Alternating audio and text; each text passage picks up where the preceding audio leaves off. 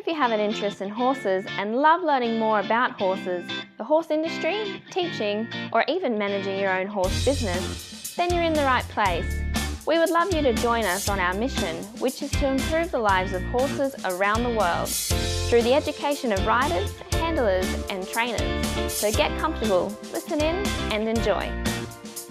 This has been another episode sponsored by Online Horse College.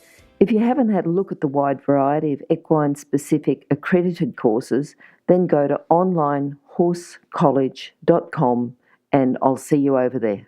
Our guest today is Rena Figueredo.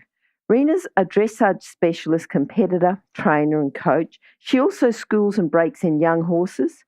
She's got students who've won up to royal level in showing and state level pony club dressage, and she also breeds warm blood horses that have been successful in all equestrian fields. Rena, how are you? Oh, good, thank you. Nice to talk to you, Glenys. Good to talk to you too, Rena. Now, favourite quote, and I've already heard it, but, and it's one I like, so yes, if you could say that. Horses are made to be horses. Okay, now... Franz Maringa. Yeah, I was going to say Franz Maringa. Did you get it through his book or did you actually know him? No, I actually got it through a book, but one of my coaches earlier on, his daughter was coached by Franz Maringa, so I did do a lot of his teachings through this coach. Yep. Okay. All right. Now, the book that you got, when did you get that book and how did it change your way of thinking? Did it change or was it sort of just a backup and confirmation of the coaching? No, I suppose it really did change my way in thinking. I was given it by my girlfriend, Jan Cookson, probably would be nearly 30 years now. Yep. So I've always used it as a reference and enjoyed reading it. And him as a person, I enjoyed hearing about his skills and where he came from and just his teachings I could really relate to because he explained it so well. Yes, for sure. Now, tell us about your first memories with horses, Rena, or even just an early memory. An early memory? Yeah. Probably getting thrown off my pony when I was 3. Yeah. My brother was leading me on my pony and, just the pony pig rooting and falling off and me just wanting to get back on again, crying but saying, lift me back up. So they're probably my early memories of we just rode around the road. We lived in Sydney and, we just rode everywhere. That was our form of transportation, was as kids we just rode everywhere. So your sister and brother both had horses? No, mainly my sister. My brother loved them, but it was mainly both my elder sisters that had horses, and one went into breeding ponies, and the other just rode just spasmodically later on in life, yeah. Yep. So what made you decide then to become a coach and start to teach and work within the industry? Possibly we had a need up here with the pony club kids for teaching them and for someone to be a mentor. Yep. And I could see that need and I love the kids. I just love them. Yes. They're so full of fun. Some of them aren't that good of listeners, but I think the majority of them really want to learn and they love their ponies. And that's what I really wanted to instill in them was their love for their horses. Mm-hmm. Yeah, not just as a means of a sport, but to love them and to, be able to look after them properly, to teach them innate skills as well, but to be able to use their whole bodies to ride the horse instead of hands and heels. Yep. So that's exactly what I wanted to do. And I think I have succeeded in part in teaching, all the children that I have had through time how to use their whole body to ride a horse. Mm-hmm, mm-hmm. Yeah. And the other thing, Rena, if any of those kids then decided to go on and have a career with horses, what sort of character traits or personal skills would they need to have? Perseverance would have to be number one, and kindness. I think you really do need to be have kindness and understanding for the creature that you have in front of you. So I suppose to go on that they would have to have that in them to be a teacher, and in the respect of the word teacher, to as a kindergarten school teacher, to be able to teach their horse to understand what they want in a kind way, but also firm. Yep. And also to be able to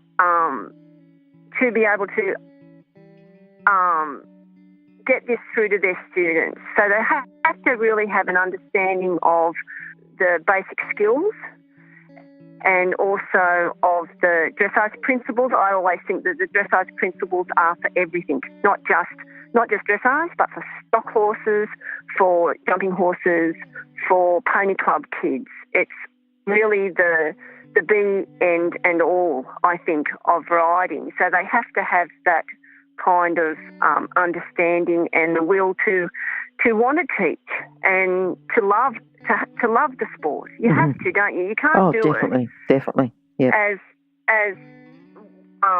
As looking at it as a monetary thing, because you'd be very sad by the end of it, I think. Sure. I think you do it because of the love of it, and that's, yeah. I was going to say, what's the best thing about coaching and about working with the kids and with the horses? Well, I think the best thing is when they understand what you're teaching them and why you're teaching it to them. Yep. That is the biggest achievement, I think, to be able to say, if you were teaching lengthening to a young rider, and to be able to teach them so that they understand the motor skills of the horse and how we activate the hind leg to be able to lengthen, and as a basic exercise, how to leg yield, and from that leg yield to go into lengthening, and understanding why we do that.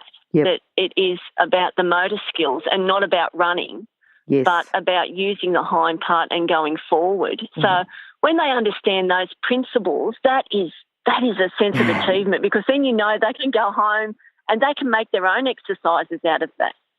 Yes, you know? They're not waiting for you all the time. Yeah. No, and they can devise other ways of doing the exercises. So I suppose that in itself is that the student can go home with a sense of achievement, and not feeling that inadequate in any way. Yep. And how they can work at these things themselves without me there. When you were first starting, because you would have been in the same boat as them, that you had to learn, who was that you said, you talked about a coach who'd been influenced by friends. Who was that? That was Bob Cameron. Okay, yes. But my biggest mentor would have to be the lady of position, which is Judy Peel. Yep. That lady is amazing.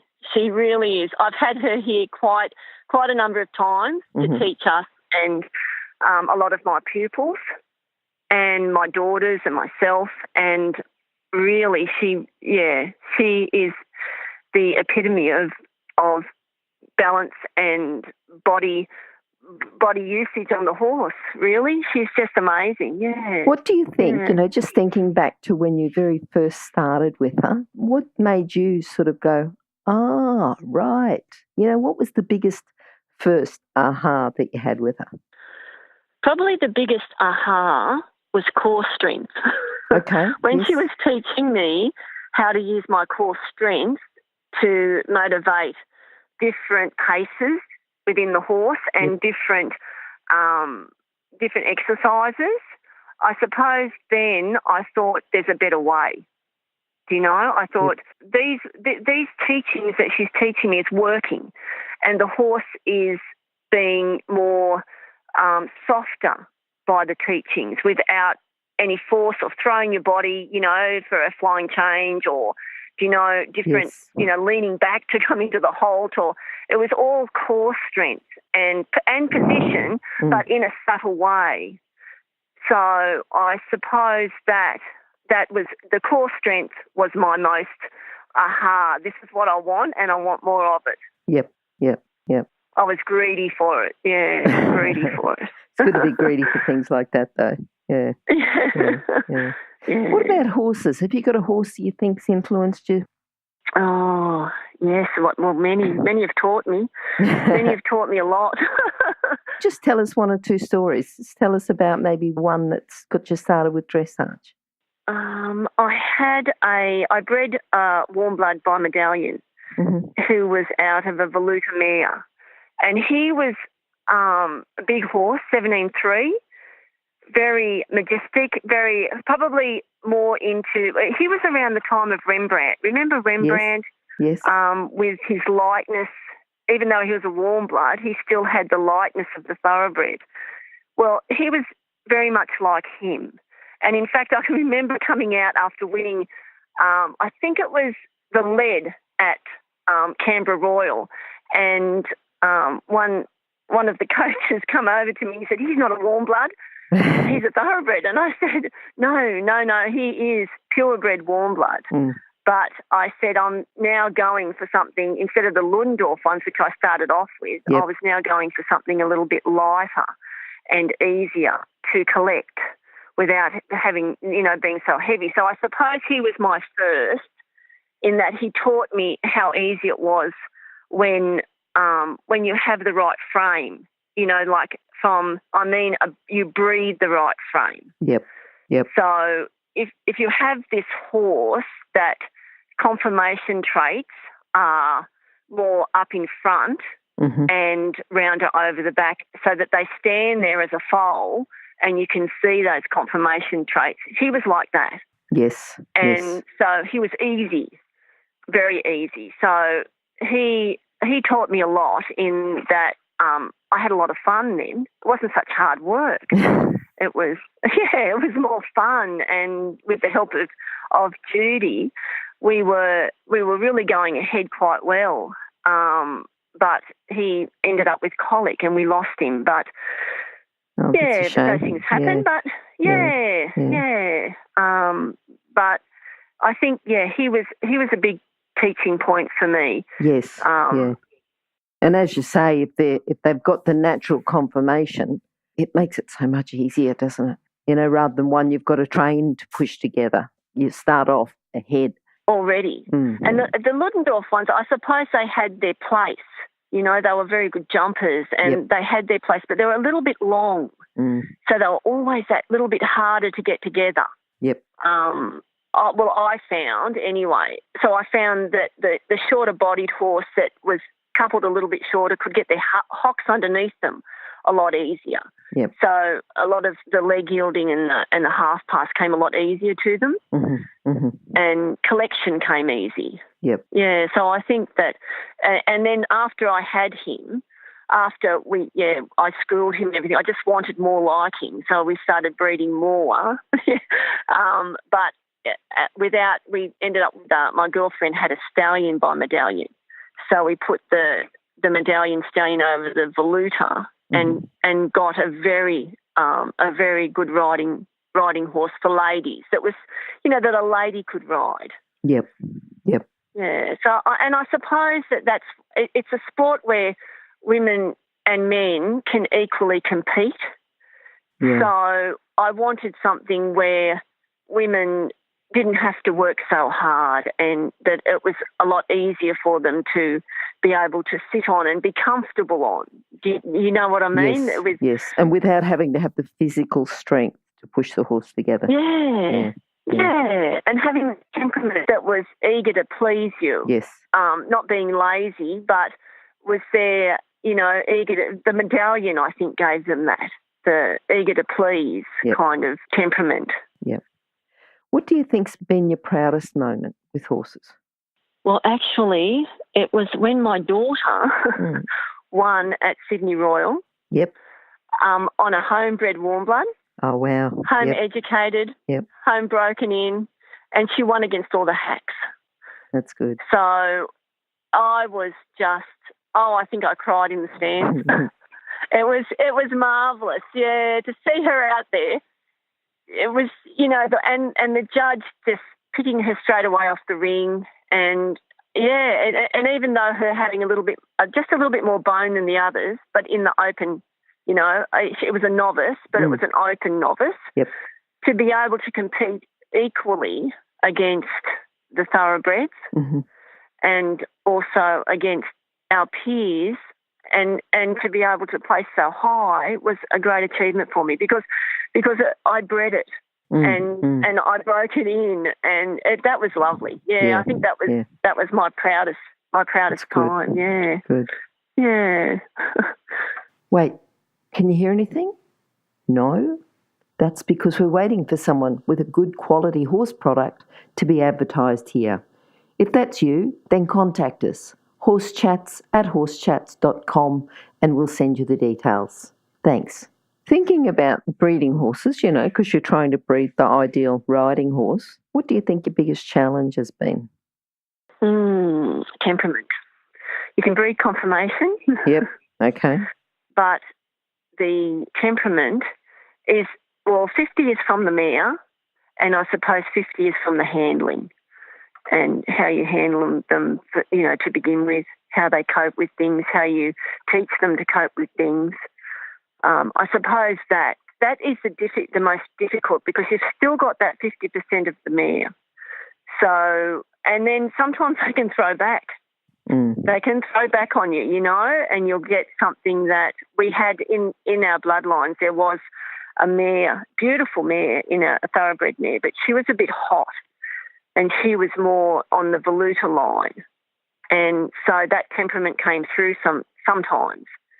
So that was a real challenge for us to be able to get them to not think about being nervous, but about trusting their rider. So I suppose that's been a very big challenge, to get them to trust you in any kind of situation. Like, my daughter down at Sydney Royal, that mare had never, ever been at a competition like that before.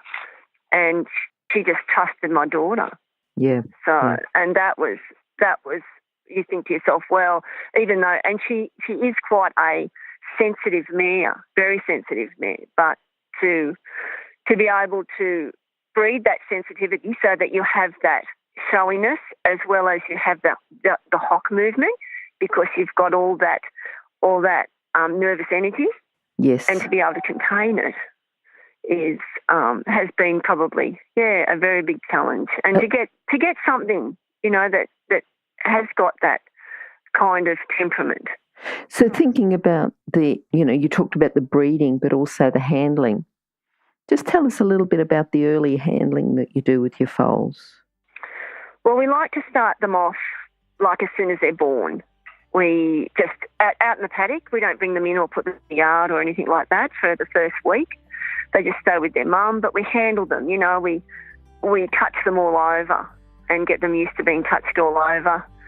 Then we bring them in after days in a yard. We never put them in the crush butt. I know a horse is a creature of flight, so we try not to put them in that position where they feel as if they're at a disadvantage and that they're contained too much. So we do a lot of handling next to their mother, and then we just gentle them, put their halters on, but we're firm. It's not as if we're the lollipop kids, where we give them carrots and things like that. That's not our way either. Our way is to get them to trust us and to have confidence in us as the leader of the pack, not as one of the herd, but the leader. So that in itself is an ongoing challenge through the young horse's life right up until they're 2, so that they will follow you. Okay. And that you make good. That's a big thing, is that you make good decisions for them, that you don't put them in a position where they're going to be frightened and fear so that they can't get out. So you give them a way out, but you ask them to trust you. Yes. And I suppose that happens as well when you first break them in, like you ask them to go forward, and if they go forward at a bit of an extreme, well, you've already asked them. You can't then just pull them back. No, that's right. You've got to be able to handle that, and to be able to contain it without being frightened or pulling them back. Or confusing them, Yeah. Because you've asked them to go forward. And even if it is a bit extreme, you've still asked them to go forward. That's it. And so that's what you want.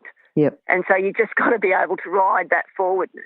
Yeah. And so you don't disadvantage yourself. You put yourself in a small enclosure, so you're not disadvantaged.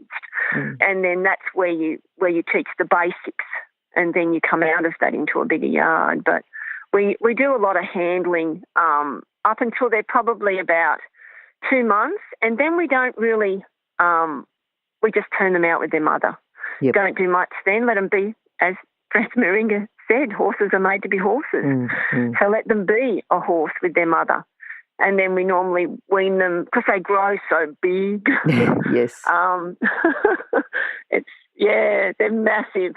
They're sort of Galloways, nearly some of them at 6 months. So you sort of bring them in and take them off their mums about that. But then we gentle them out of that too. There's no big fight with that. We normally put the mare on the other side of the fence, and we have them with a mate so that they've got someone in with them. Well, if you've done all the early work too, they're so much easier, aren't they? Even if you do just... They are. Yeah, just have them going a little bit. And then if they're injured or anything, because you've done all the early work, it's not such a big deal.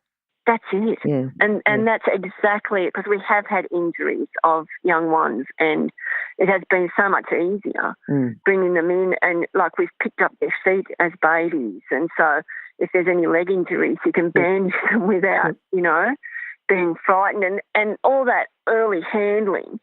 They trust you so that they don't want to kick you or... Well, we haven't had any, really. None that was bred here that has wanted to kick you. Okay. Or hurt you in any way. Yeah. So we've been really blessed with that. Yep. Their temperament has been very good in that respect. Yeah. Thinking about you as a coach, teaching your daughter to win at Royal Show, and, I know you've sort of been a mentor for the Pony Club kids. What do you think, if you're going out to do a lesson or do a clinic, is a common fault that you see with your kids that you're teaching, and how are we going to fix it? I suppose the common fault, I suppose hands are always at the foremost, but a more important issue, I think, is the rider leaning forward. I think more so than anything, in the way that it's an easy way to fall off, it's an easy way to lose confidence. It's an easier way for your horse to lose confidence in you. You just cannot use yourself by curled up. And Judy Peel always said it's a basic body mechanism that we try to protect the vital organs. So you're fighting against that basic instinct within children and adults. Yep. So I think, again, referring back to Judy, the position and the core strength has got to be one of the most important things. Yep. Because once you get that, I think you get the hands. I think you get the softness in the elbows and the softness in the wrists. You can work with it, but while you're leaning forward and tense, it's very hard to work with them. So I suppose that's a common fault with a lot of even adults leaning forward and not sitting back and driving the horse from behind and putting themselves at a very big disadvantage if the horse shies or anything, of going straight over the front.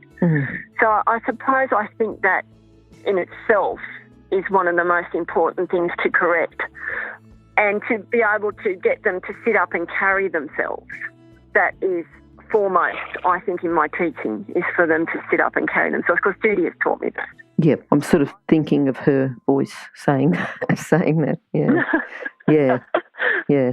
To carry yourself. Get up there and carry yourself. Yeah. Now, Rena, just thinking, I'm thinking particularly about position, but you might come up with another one, particularly after you've told me your favourite quote, but a book that you can recommend for our listeners, something that's going to complement their training. It has to be. It has to be Horses Are Made to Be Horses. Yep.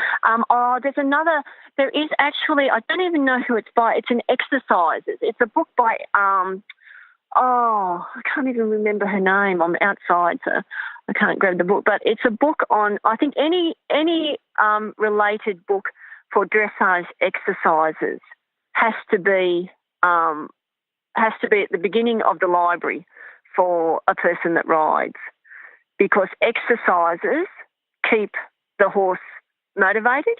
Yes. And it keeps the rider motivated, and it stretches their skills. It's not like 101 dressage exercises or something like that. That's it. That is it. Okay. Yes, it is. Yep. So, and that has actually gone all around my family. Everyone and friends have borrowed it. It is a very good book. Yeah, and I suppose that if I can recommend something, 101 exercises dressage exercises would have to be it. And remember, you can find all the books recommended by our guests at horsechats.com/books. You can have a look at the guest page for the individual book they recommended, or just look at the recommended books by order of popularity at horsechats.com/books. And a good one for a coach too. It is, isn't it? It is. It's a very good all-round. And France Moringa's book, really, Horses Are Made to Be Horses, I think is one of the great all-time classics, isn't it, really? I think it just gets you thinking from his perspective. You know, if you haven't sort of come across, I remember, just that story, I think he was in Centenary Park and someone was riding a horse and they said it was a crazy horse or something, and he said it was a really nice horse, but it was the way it was being ridden. And that's exactly it, isn't it? There was also another part that he talked about when they were in the war and they took the stallions out. Yep. And one of the stallions was just losing it because a freight train went past. Mm-hmm. And he actually said that the master got on the horse and with his core strength, he was able to hold that horse and to ride that horse without any real pressure on the reins at all. Yes. Now that was exciting, wasn't it? Yeah. Wouldn't it have been exciting actually to see? I'm actually going over to Vienna next month. Yes. Yes. Yeah. So I want to see them, how they hold with their core strength. And so I think I'll sit there all day. Well, I was going to ask, the next question was, what are you looking forward to? So I know now that you're going across to Vienna, but what else have you got going on? I have a big warm blood that I bred for myself. Yes. And I've been teaching so much and working, and it's very hard with a stud to get time to ride yourself. But I'm really looking forward to. I want to go Grand Prix with him. So we're at the bottom stages at the moment, and he's injured himself a couple of times. But now I told him no more injuries, and we're going to do it, mate. We're going to get there, and he's just lovely. My daughter's been riding him a lot in the shows. Everyone just loves him. They come here and they all want to ride Frank. He's 17. What is he? 17.3, and he has got the most gentlest nature, but he's beautiful, and he carries himself, and he's just the most beautiful ride. So soft, a real lady's ride. So I'm really looking forward to bringing him out and to going forward with him. Yeah. That sounds good. Rena, just thinking now about your whole philosophy with horses, would you be able to sum it up just into a couple of sentences? My whole philosophy with horses, they are a wonderful therapy. Yes. Wonderful therapy for people that live a stressful life, which a lot of us do. And they're a wonderful therapy. I believe that the Lord gave them to us as a therapy for our own mind, that they are good for children. Yep. In that they teach children how to respect, how to love, how to look after. And for adults, they're a great stress relief. And they're just a very obliging animal. Mm-hmm. Mm-hmm. And I suppose that that sums it up in that, as Franz Maringa said, but horses are made to be horses. They're not humans, but they are a wonderful part of our life. Yes, yes. And I feel very proud to be able to breed them, you know? Yes, very, and they know how to humble you, don't they? Oh, definitely, definitely. All the time. Just when you think you're going really well. Yep. Oh, what is it? It's 5 steps forward and 20 backwards. Sometimes it can be like that. Yeah.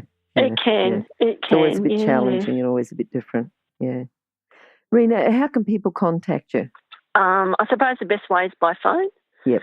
Okay. My phone number. Would you like me to give you my phone number? Look, say your phone number, but we'll also put it on your page. So it'll be at horsechats.com/Rena Figueredo, or else just go to horsechats.com and search for Rena, Rena. So if you want to say your phone number there, just in case someone's ready to jot it down. Lovely, thank you. 0418 46 8758. And I have an email address, which is Levi Park and the number 1 at bigpond.com.au. Brilliant. Okay, well, we'll put those details on your page as well. And Rena, thanks very much for talking to us today. We'd like to have you back again sometime soon. It'd be wonderful. Just talk to you a little bit more maybe about some of the position work that you're doing with Judy, or, you know, anything else that you feel like you want to talk about in a bit more detail. That'd be great. Thank you so much, Glenys, for the time to talk to you and to share my thoughts. Thank you. Bye-bye. Thank you. Bye. Now, if you're still there, you probably know that I'm absolutely passionate about education within the horse industry. That's why I host this podcast. My other venture is Online Horse College. Have a look now at onlinehorsecollege.com and I'll see you over there. Remember that our comments and instructions are general in nature and do not take into consideration your individual horses or your individual ability and circumstances. If you enjoyed this podcast, then please leave your comment below.